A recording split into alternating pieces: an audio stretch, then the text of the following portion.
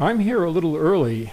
The webinar featuring Dr. Satara Vishnu and the Black Belt Medicine program he teaches will begin in a few moments.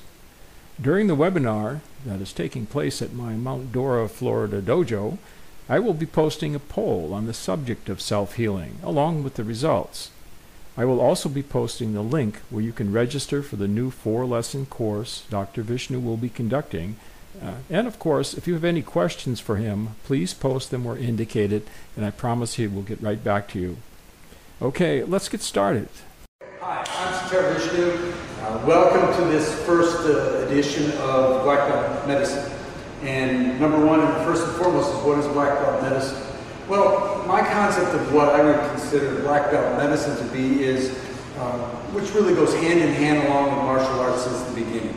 This is how, as a martial artist, as somebody that did karate, jiu-jitsu, tai chi, michiru, whatever it was, as a martial artist, you had a propensity to either hurt someone or get hurt. And the fact is that Oriental medicine and martial arts have gone hand in hand since the beginning of martial arts, which is almost 1900 years old. So what we've got is we've got a system of healing that spans almost 5,000 years that has walked hand in hand with this way of working with energy and using the body as a tool, as a weapon, and we're using it also as a healing opportunity. So Black Belt Medicine is truly about taking Oriental medicine and step-by-step progressing into the healing arts of traditional Chinese and Oriental medicine that goes along with martial arts since the beginning. So why are we doing that? Well, we're doing it because, one, historically, as martial artists, you would go and do a kata, or you do weapons, or you do forms, and you get hurt. You might injure yourself and sprain or strain something or get a contusion, and you had to fix it. And so they would use Oriental medicine to fix it. But here, we've really never gotten that history of how to fix a problem. Whether it's a strain, a sprain, a contusion, pain, whether it's chronic or acute. And so this is the beginning opportunity, beginning introduction of what that means and how we're going to utilize what I'm calling Black Belt Medicine, or steps in healing, utilizing this traditional Oriental form of medicine. And so tonight we're going to talk about Black Belt Medicine as it relates to pain and also sleep disorders, insomnia. Two really important things. Number one, the fact that you go into the pharmacies and the greatest shelf space on the shelves are pain medications. And really, what do? They really cover up pain. We're not interested in covering up pain. We're interested in ridding the body of the source of the pain. Because pain is just a symptom. Your body's reflecting something that's not right. And that's either two things in Oriental medicine. We understand pain comes from blood not moving and energy not moving. We call it chi. So when energy's stuck, when blood's stuck, you got pain. The difference is pain comes in a couple of different forms. Is it stabbing? Is it cramping? Is it dull achy? Does it get better with heat? Does it get better with cold? Is it worse upon pressing?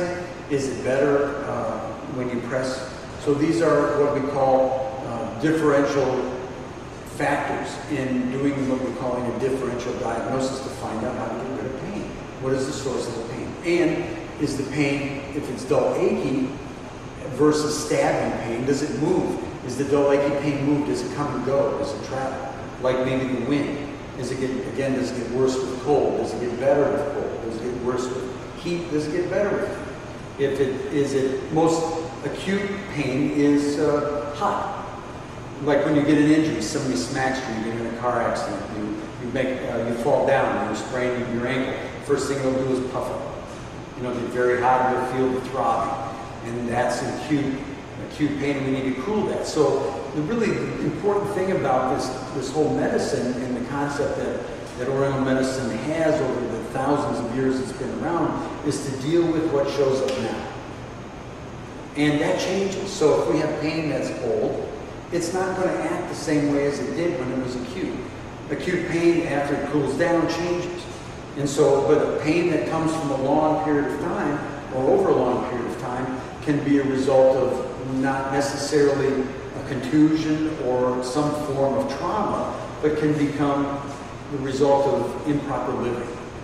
So bad choices, food choices, arthritis, things that affect the organs that cause pain due to imbalance.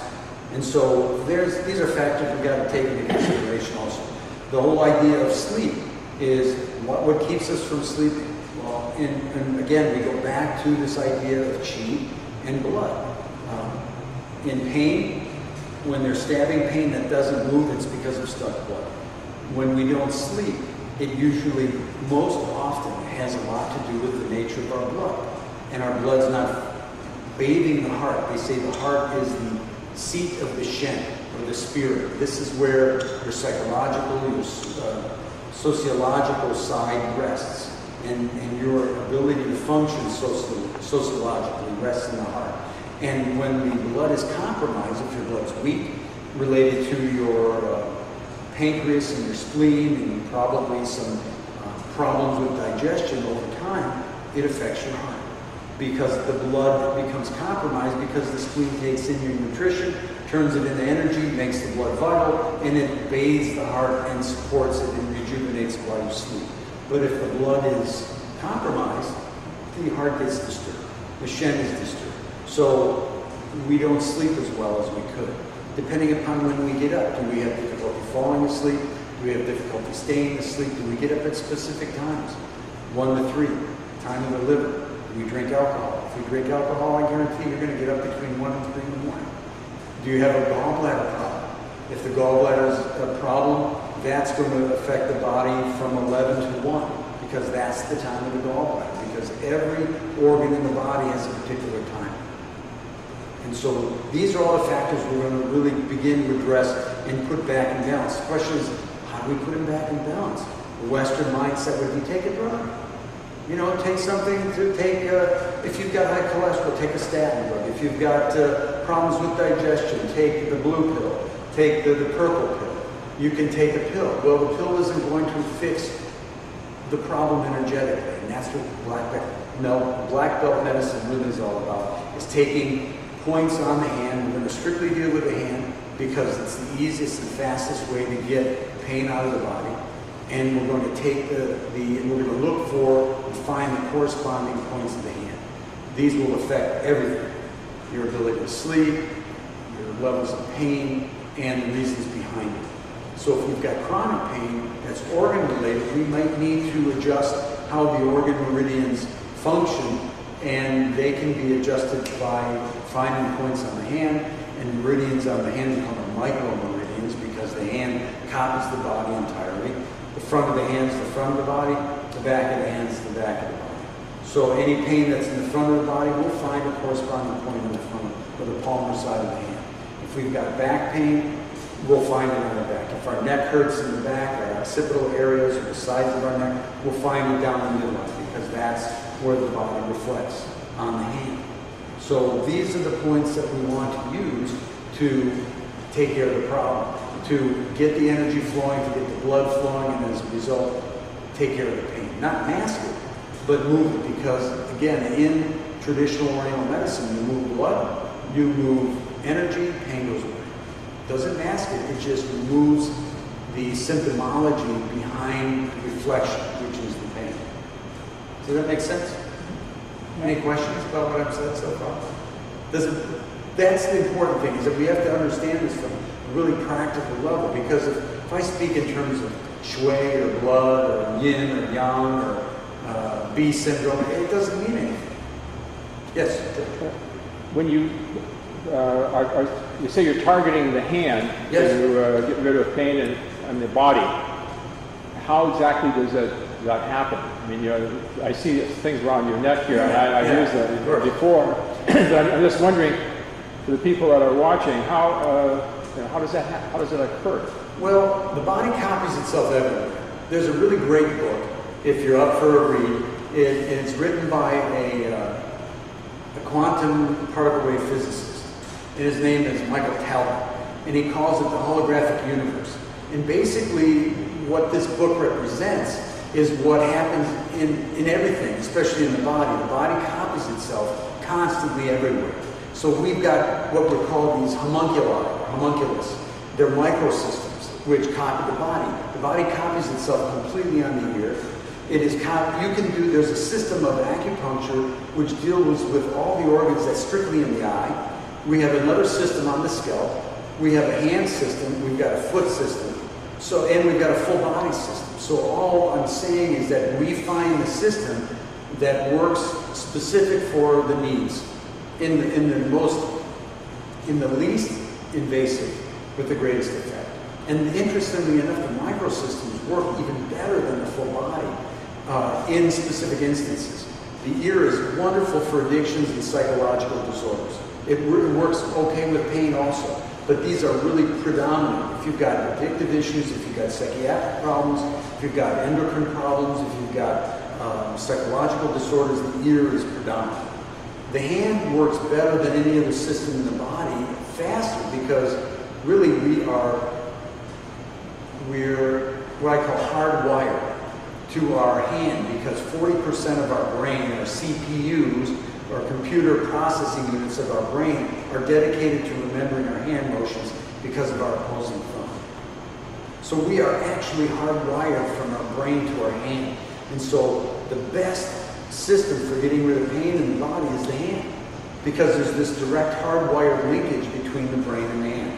So we can find the corresponding point because the body copies itself, again, everywhere through this constant idea of homunculus, or the holographic principle that every cell has everything in it, and that our body continues to copy itself everywhere. There's a wonderful man, his name Dr. Woods. Woods really invented colon therapy, colon hydrotherapy, and he mapped out for 50 years the colon and said the descending colon represents your physical body, the transverse colon represents your emotional body, and the ascending colon represents your mental body. And he could find the parts of the colon that represented everything in the body, just in the colon. And you could find these corresponding points that you could press. So again, another Western doc taking a microsystem and healing the whole body relative to a particular organ. So the hand, what we can do is we can find a corresponding point in the hand to fix the pain. And how do we do that? Well, Dr. Taylor Yu, whom I studied with, who's the founder of this system, which is called Koryo Suji Chin, we call it Suji for short, spent from 1971 is when he discovered this system. In 1971, he had a headache for a month. He couldn't get rid of it. And he's a 7th generation acupuncturist from Seoul, Korea. He tried herbs, he tried traditional full body acupuncture, he tried pharmaceuticals, he tried just about everything. And he got inspired to take the tip of a ballpoint pen and press it on the tip of his middle finger, where the pain, I don't know why he chose the middle finger, but he pressed it on the tip of his middle finger, and within 30 seconds, his pain was 95% gone. And then he began to map out the body relative to the hand. And it's the newest system of Oriental medicine, and it really works by understanding how the body reflects in the hand. So if we can go to the important thing is, again, the front of the body is in the front of the hand, back of the body is back of the hand. The lower extremities, in other words, our legs, this is my right hand, the dominant right leg would be here, and this would be, the tips would be the fingers, then would come the ankle, then the knee, and then the hip. And since the one hand copies the body bilaterally, this ends up being my right leg. This is my left, this is my right leg, this is my left leg. My left toes, my left ankle, my left knee, and then down here in my left hip. So we can, if we've got problems with the arms or the fingers, these are the next two fingers. This is my right upper extremity, this is my left upper extremity. Fingers, wrist, elbow, and shoulder. So if you've got shoulder pain and it is in front, we'll go back down here into the shoulder joint, we'll press, and we'll find a sore point. The Japanese would call it ashi, or the ouch point.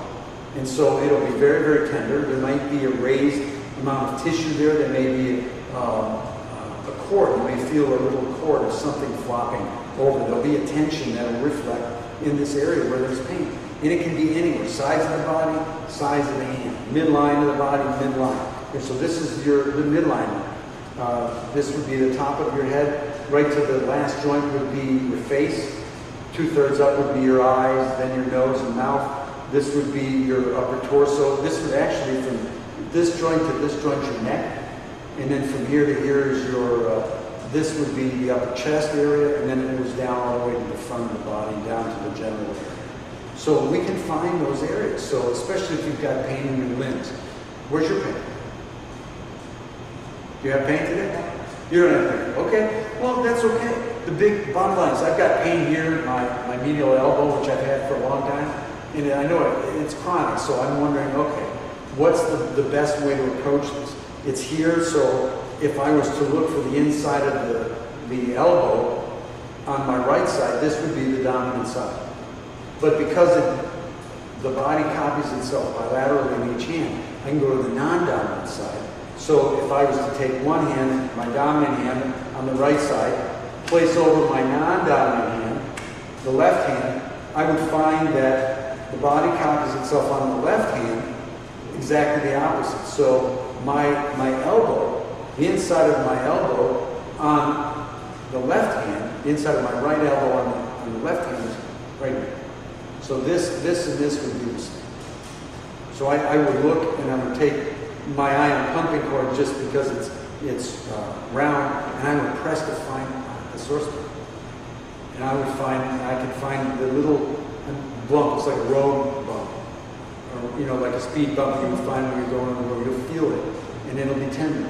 And that's where you know, and you can press it, you can massage it, pinch it, roll this over it, and then feel the difference. And see how we've already made a difference. I can always feel the difference. So all we're doing is we're moving energy.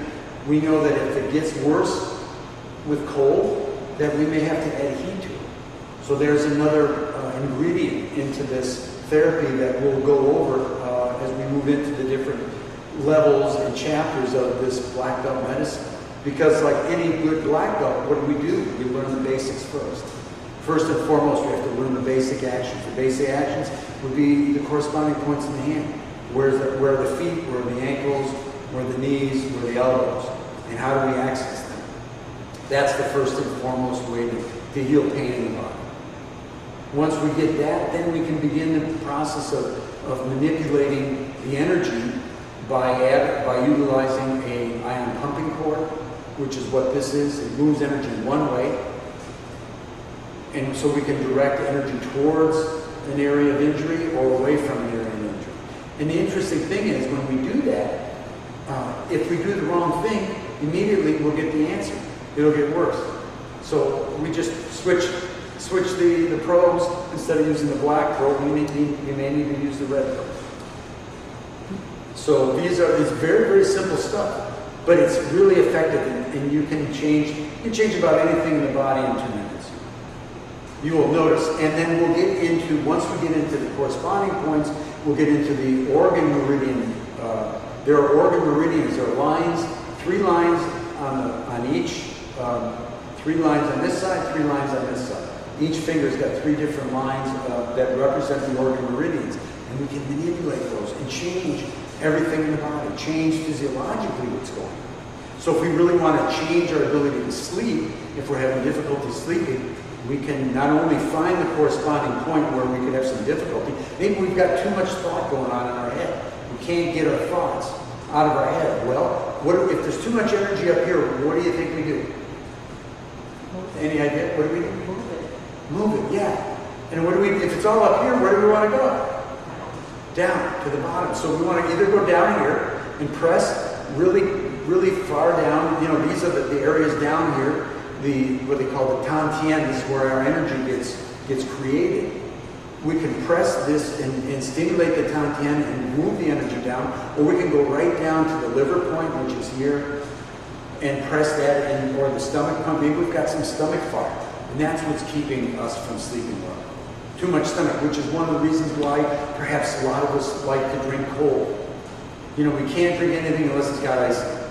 Or if we're eating whatever we're eating, and we're drinking with, ice cold water at the same time. Because we've got to douse that fire in the stomach.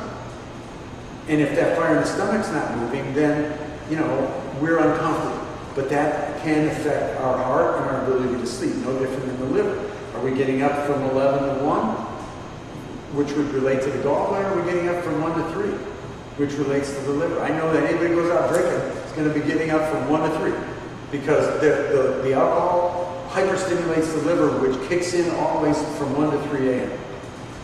And so if we have to metabolize alcohol and it will agitate the liver because that's what alcohol does, then it will have us up. Even if we go to bed at 11:30, we'll be back up by 1 or 2 o'clock. So that's an indication. So we'll learn the circadian rhythm of the body in some of our other modules to, again, give us the understanding of how we can look at somebody. And a wonderful book by Mitsukushi, wonderful macrobiotic educator from Japan, and he wrote a book called, do you know him, George? Yeah. And he wrote a wonderful book called Your Face Never Lies. And it tells us the story of how we can find out what's going on with the organs in the body by the colors of our face. You know, do we have black underneath the eyes? Do we have orange around the mouth? Do we have red on the cheeks? Do we have a green tinge?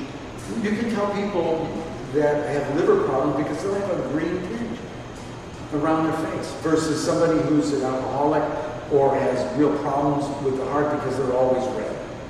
You know, bright red. They got bright red. You see, I grew up in the bar business, so I have a lot of history with alcoholics, and when they start drinking, they get red. You know, versus someone who's got adrenal fatigue, again, who's got really dark circles around the eyes. Or large intestine and stomach stagnation because the large intestine meridian ends there, and so they'll have a whole other color set on their face. But these are the kinds of things that we'll learn as we move into different aspects of healing and how we can use this for empowered self-care. In terms of how do we take care of ourselves? How do we really, there's times you need to go to the doctor, there's times you need to run to the doctor, go to the emergency room. But there are many, many times you can learn and utilize the information that is time-tested based on what shows up. So not only that, but the color of the face, the sound of your voice. Is it very quiet? Is it fearful? Is it angry? You know, we have people that shout and are loud, and that is an indication of what's going on with an organ like the liver. The angry alcoholic, the sorrowful, breathing problem that people have when they have chronic lung problems, or the person with diverticulitis. These are, you know, because they sound, they bleat. They, you know, hi, Mrs. Ludner. You know, it's like Saturday Night Live, because that's the voice of the large intestine. They whine. So these are indications of some of the things that we can do. But the bottom line with pain is you find it, you press it, you rub it, you roll it, you pinch it. And the pain will go, it will dissipate. That is the fastest, easiest, quickest way. And the best thing you can use is a round barrel of a ballpoint pen. Once you do that, you've got the first stage of pain resolved. And you might have to do it for a while. But my personal experience is I smashed my kneecap in Chicago when I was going to school there when the Bears won the Super Bowl. And they were coming back to Chicago, and we were all out, you know, celebrating, and they had big posters letting them know that we supported acupuncture because Jim McMahon, who was the quarterback for the Chicago Bears that year, got acupuncture the night before the Super Bowl for a hip point. He had a really inflamed hip point, you know, from an injury to his hip. And it really was successful. So I'm out there with a big poster, and I got pushed over a barricade that was right in the middle of the street when 20,000 people were in the street and it was 10 below zero, and smashed my kneecap, honestly, without being able to break my fall, which is really tough for me. I mean, you know, for not to break my fall, I've been doing martial arts a long time, and you know, I just had no way to do that. Well, my kneecap was constantly, had water on the knee, never hurt me, but it was always, it was blowing up, it was always blowing up. I went to a seminar with Dr. Yu, and in a break, he grabbed my one thing about front of the body, I said, this is the front of the body, that's the back of the body. There's one exception, and that's the kneecap. Because the knees don't bend this way, they bend backwards. So the front of the knee is right here, in the back of the little finger. So he grabbed this point on my little finger, and rolled it. And within 30 seconds, I looked like I walked out of the shower. I sweat. I just broke out in full body sweat. And ever since that time, my knee has been fine. It hasn't blown up, and I don't know anything. So, you know, that all he was doing, he found that spot. He said, "This is where you got to go," you know. And he held it with one of his little pointers and pressed it, and it took me down. But that's what really made the difference. Got the chi moving, got the blood moving. It must have got the blood moving because it resolved my knee swelling, because I don't have any problems with swelling in the knee at all. That made the difference. So these are the things we're going to talk about. This is the ongoing class and ability to take this information and utilize it for yourself to learn it and present it. So I wish to thank Dr. Vishnu for being my guest on our online conferencing center and for sharing all his interesting and educational information relating to the Black Belt Medicine program. Dr. Vishnu will be personally answering all questions that you send in regarding the amazing self-healing methods that will be covered in his new 4-session course. I've signed up and I hope you will join me. Just click on the Sign Up Now link or visit the Black Belt Medicine website for more information. The next course will be starting soon and will be limited in size, so don't delay. Register now. Thank you for attending, and I hope you will join us again for our next online conferencing program.